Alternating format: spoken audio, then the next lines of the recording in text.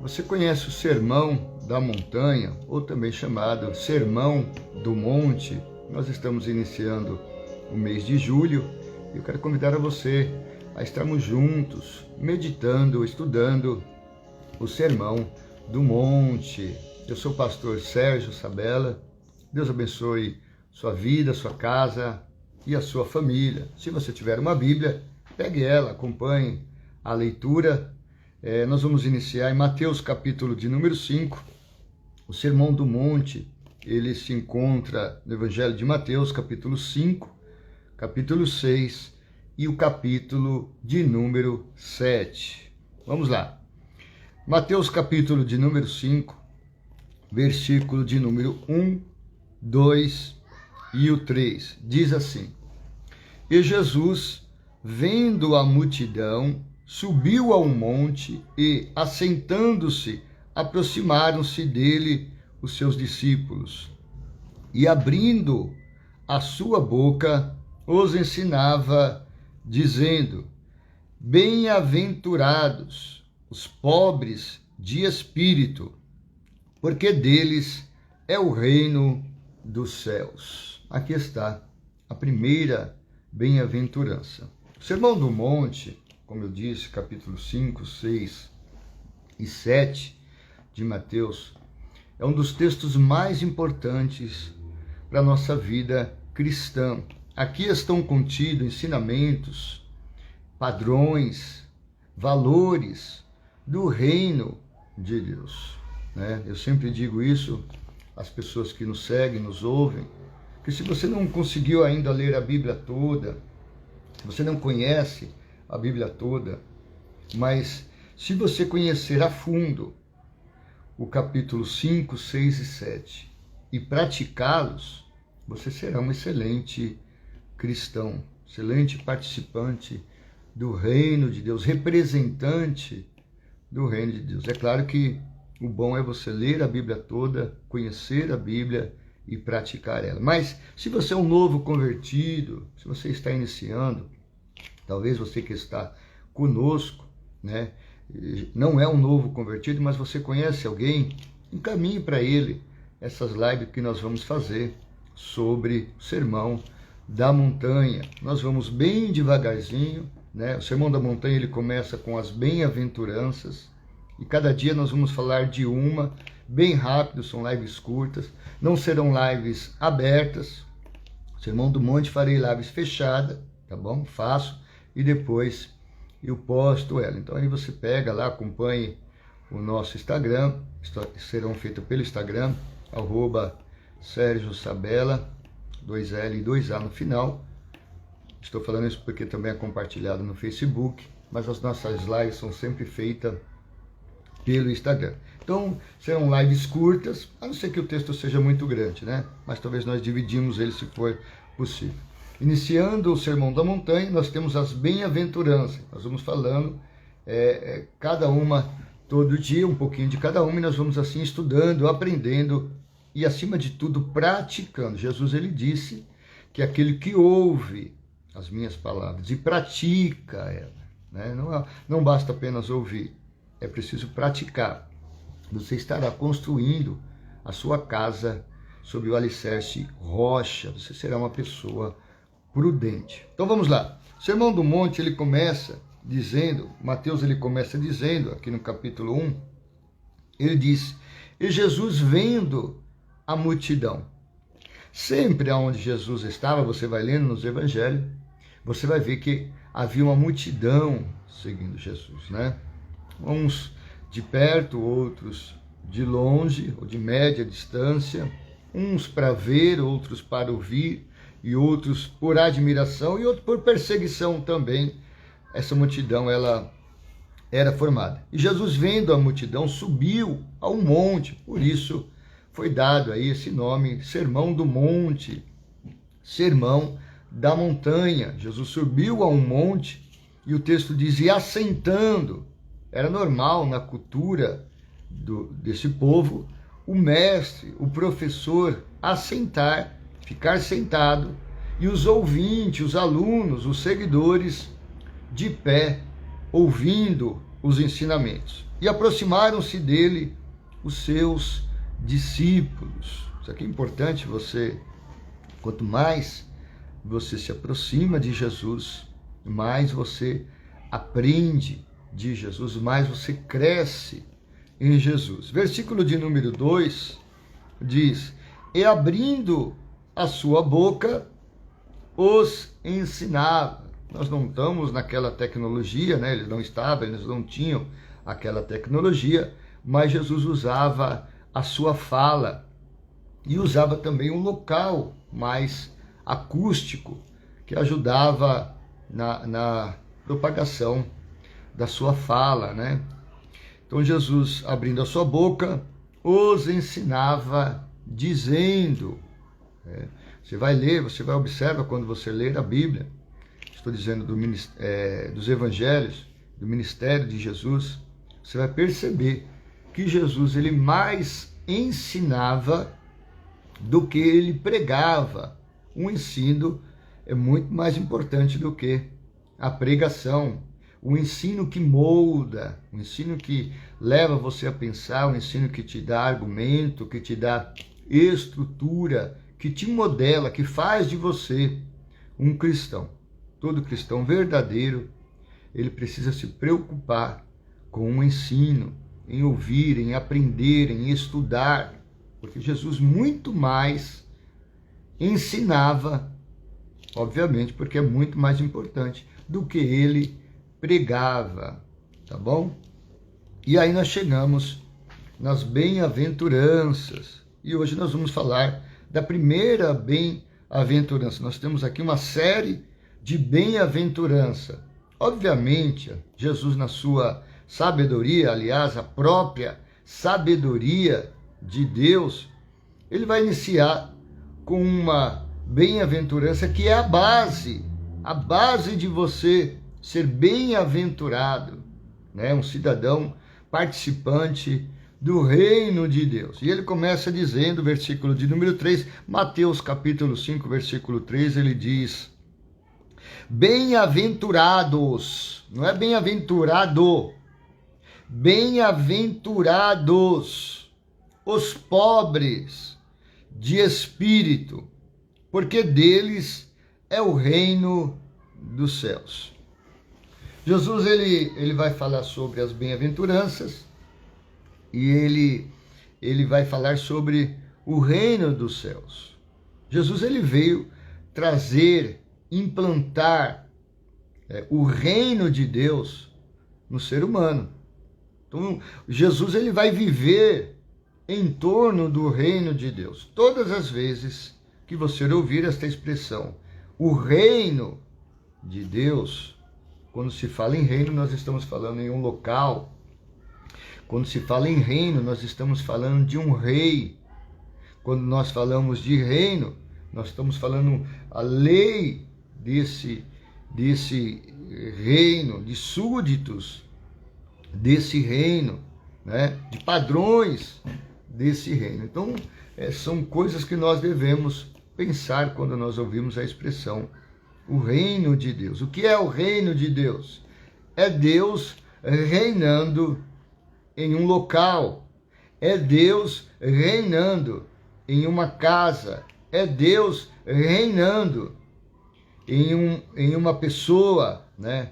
Deus é o rei que reina em um local. O reino somos nós, mas propriamente dito, aonde que Deus quer reinar? No nosso coração. O reino de Deus, ele é implantado no coração do homem. A igreja, ela não é o reino. A igreja é o agente que vai levar o reino a outras pessoas. Todo aquele em qual o reino de Deus é implantado, ele tem agora a missão de implantar o reino em outras vidas. Deus quer reinar em sua vida. Você que nos ouve, que fique bem claro isso. Deus quer reinar em sua vida. E após conseguir reinar em sua vida, você precisa implantar, ser um agente do reino, implantador do reino em outras vidas, né? Então, todas as vezes que você lê na Bíblia o reino de Deus, você observa o contexto, que você vai ver algumas expressões, versículos, o reino de Deus está para vir. Você vai ver expressões, o reino de Deus está entre vós. E você vai ver o reino de Deus será manifesto. Então, dependendo do contexto, está falando de um reino presente, e dependendo do contexto, está falando de um reino escatológico. Então, como que nós entendemos isso? O reino escatológico será o dia em que Cristo virá reinar com a sua igreja em toda a terra. Só que esse reino, essa manifestação do reino acontecerá com aqueles em que o reino já foi manifesto. Não tem como uma pessoa reinar com Cristo se Cristo hoje já não está reinando na vida dele. Então, nós vamos começar a ler sobre o reino, vamos aprender um pouquinho no Sermão do Monte, sobre o reino, as leis do reino, a ética do reino, ensinamentos do reino. E nós iniciamos por uma bem-aventurança que ela diz, bem-aventurados. Por que bem-aventurados? Porque não tem um limite, não tem uma quantidade. O reino de Deus é para quantas pessoas? Não tem esse limite. Ah, já deu a cota. Não. O céu hoje está aberto para todos, né? Então você pode ser um integrante do reino de Deus. Como que eu faço para que o reino de Deus se manifeste em minha vida? Então, nós vamos ler uma bem-aventurança e nós não devemos limitar a esse versículo. Ah, então para eu ser integrante do reino, eu preciso ser pobre de espírito. É um conjunto e hoje nós vamos aprender uma bem-aventurança. Então, bem-aventurado, que é uma pessoa bem-aventurada? Alguém traduz bem-aventurado por feliz. E feliz é uma tradução muito pobre em relação ao que o reino de Deus ele pode trazer a uma pessoa que se entrega ou permite que Deus reine na sua vida. Por quê? Feliz. Tem gente feliz. Eu comprei uma calça, eu queria tanto uma calça, estou feliz. Então, se eu traduzo, bem-aventurado os pobres de espírito, porque dele é o reino. Ele está feliz só por causa disso? Não, o reino é muito maior. Nós não conhecemos Deus na sua totalidade. Deus não se manifesta na nossa vida na sua totalidade. Nós não temos a capacidade de entendimento, de compreender Deus e as coisas de Deus. Então, às vezes, é muito raso, para não dizer zero, praticamente zero, o nosso entendimento de algumas expressões bíblicas. Então, quando ele diz aqui, bem-aventurado, feliz no nosso entendimento, não traduz essa expressão, bem-aventurado. Eu comprei uma calça, estou feliz, eu troquei de carro, estou feliz, consegui adquirir minha casa, estou super feliz. Não se compara a bem-aventurança quando o reino de Deus é implantado. Uma pessoa viver o reino de Deus, Deus reinando, fazendo dele moradia, né, no coração do homem. Então, bem-aventurado é muito mais do que o feliz, que nós pudéssemos usar tantas palavras para querer explicar. É ser abençoado, é ser próspero, é ser completo, é não faltar nada, mesmo ele não tendo nada, é ele ser completo, né? Então ele vai dizer, bem-aventurado, quem? Nós estamos falando da primeira bem-aventurança. Os pobres, né? Os pobres. Então, não tem como nós desmembrarmos cada palavra e explicar ela. Porque se você fala assim, bem-aventurados pobres. Ah, então para eu ser bem-aventurado eu preciso ser pobre. Não, não é isso que Jesus está dizendo ou querendo dizer aqui. Nós temos pessoas pobres que são felizes e nós temos pessoas ricas que são tristes. Nós temos pessoas pobres que querem viver anos e anos de vida e nós temos pessoas ricas que estão querendo se matar, né? Não é pecado ser rico, não é pecado ser pobre. Tem gente que fala, não, é pobre. Então não é esse tipo de pobre financeiro, vida social que está dizendo aqui.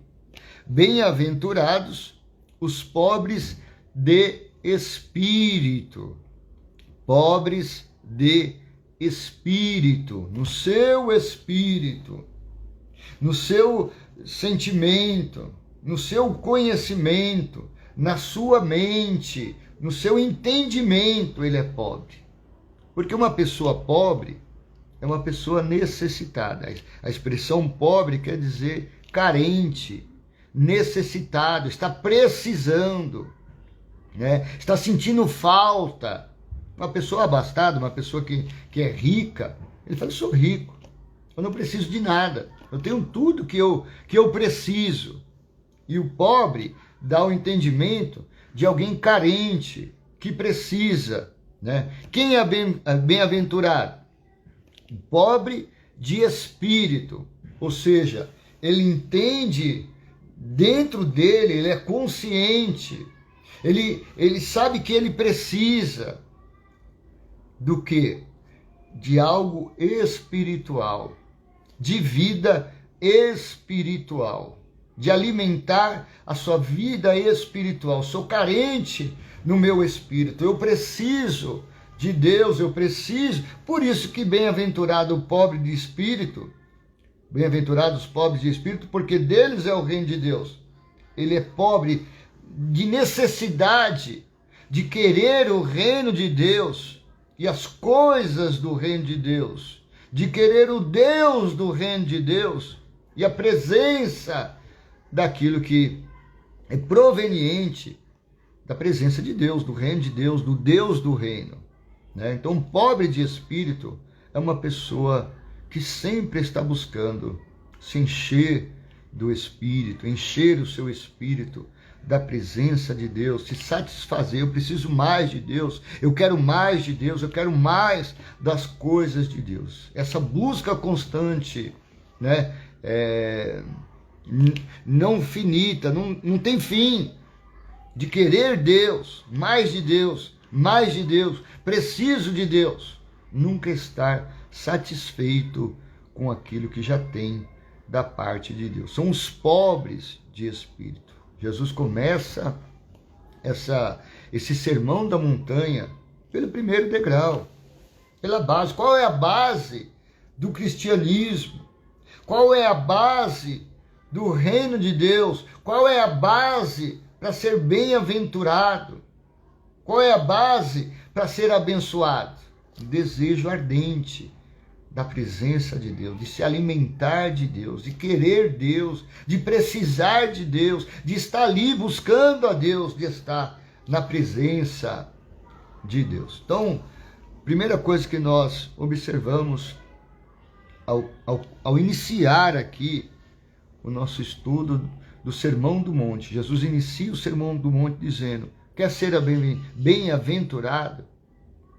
Seja pobre de espírito. Você vai ser bem-aventurado e de você será o reino de Deus. O reino vai ser implantado na sua vida. Deus vai estabelecer o reino no seu coração. Deus vai habitar em você, em nome de Jesus. Amém? Então, primeira bem-aventurança, e nós vamos assim dia após dia estudando o Sermão do Monte, né? Caminhe essa mensagem, esse vídeo para outras pessoas, principalmente para os novos convertidos. Para você que já sabe, é apenas uma lembrança. Lembra que o apóstolo Paulo ele disse, eu não me canso, né? Não se canse de estudar as mesmas coisas. Já li a Bíblia, não, você leia, releia, estude o texto. O apóstolo Paulo diz, não me canso de pregar, de dizer, ensinar as mesmas coisas, porque é salvação para vós. Amém? Bem-aventurados os pobres de espírito, porque dele é o reino do céu. Amém? Deus abençoe sua vida, em nome de Jesus.